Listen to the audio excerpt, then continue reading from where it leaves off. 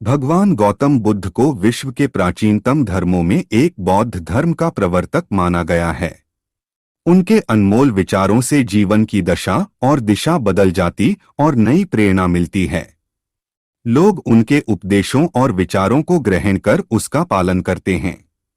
लेकिन गौतम बुद्ध के कई विचारों में एक है चार पति पत्नी होने से जुड़े विचार, जिसे जानकर आप चकित रह जाएंगे। गौतम बुद्ध के अनुसार हर पुरुष की चार पत्नियां और हर स्त्री के चार पति होने चाहिए। लेकिन आखिर उन्होंने ऐसा क्यों कहा और इसके पीछे का कारण क्या है, इसका जवाब आपको इस कहानी में मिलेगा। गौतम बुद्ध द्वारा सुनाई कहानी। एक व्यक्ति की चार पत्नियां थीं। उस दौर में पुरुषों को एक से अधिक पत्नियां रखने का अधिकार प्राप्त था। व्यक्ति का जीवन अपनी पत्नियों के साथ अच्छा चल रहा था, लेकिन कुछ समय बाद व्यक्ति शारीरिक परेशानियों से घिर गया और काफी बीमार पड़ गया। बीमारी इतनी जटिल थी कि ठीक होने के बजाय दिन-ब-दिन स्थिति खराब होती जा रही थी।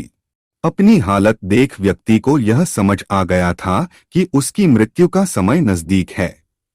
इसे लेकर वह उदास रहने लगा। पहली पत्नी का जवाब। एक दिन उसने पहली पत्नी से कहा, प्रिय, मेरी मृत्यु नजदीक है।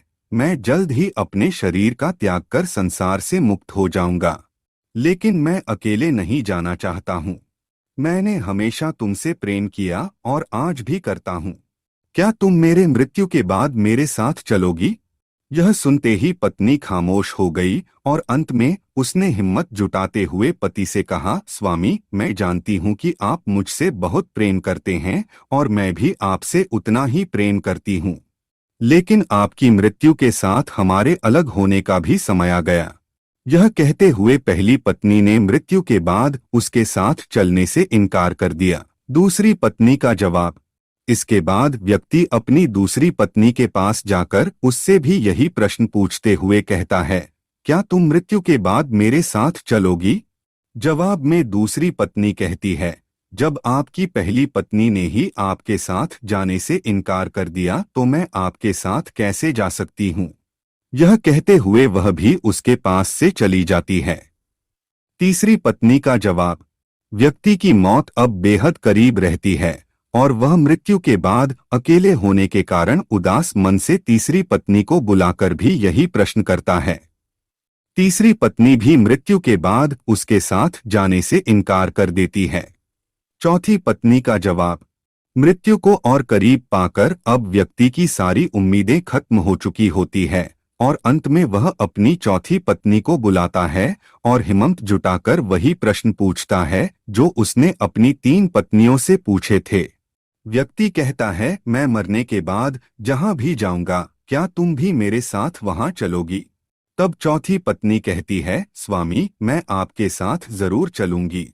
आप जहां भी जाएंगे मैं भी आपके साथ चलूंगी और आपका साथ दूंगी, क्योंकि मैं खुद भी आपसे दूर नहीं रह सकती। कहानी का सार और सीख। कहानी को सुनाते हुए गौतम बुद्ध अंत में कहते हैं, हर पुरुष और महिला के पास चार पत्नियां और चार पति जरूर होने चाहिए। यह इसलिए क्योंकि उसे भी चौथी बार में हाँ सुनने को मिले।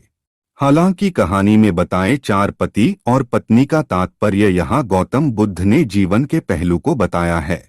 गौतम बुद्ध के अनुसार इस कहानी में पहली पत्नी हमारा शरीर है, जो मृत्यु के बाद हमारे साथ नहीं जा सकती। इसलिए मृत्यु के बाद शरीर को जला दिया जाता है या दफना दिया जाता है। दूसरी पत्नी है हमारा भाग्य है।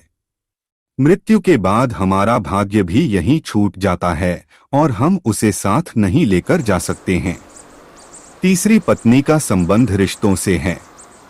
मृत्यु के बाद रिश्ते नाते सभी यहीं छूट जाते हैं और हम चाहकर भी इसे अपने साथ नहीं लेकर जा सकते हैं।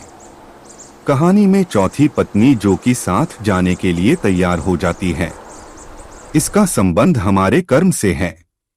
कर्म ही एकमात्र ऐसी चीज है जो मृत्यु के बाद हमारे साथ जाती है। कर्म ही वह चीज है जिससे हमारे पाप पुण्य का लेखा जोखा होता है और मृत्यु के बाद हमारी आत्मा को स्वर्ग या नरक की प्राप्ति होती है।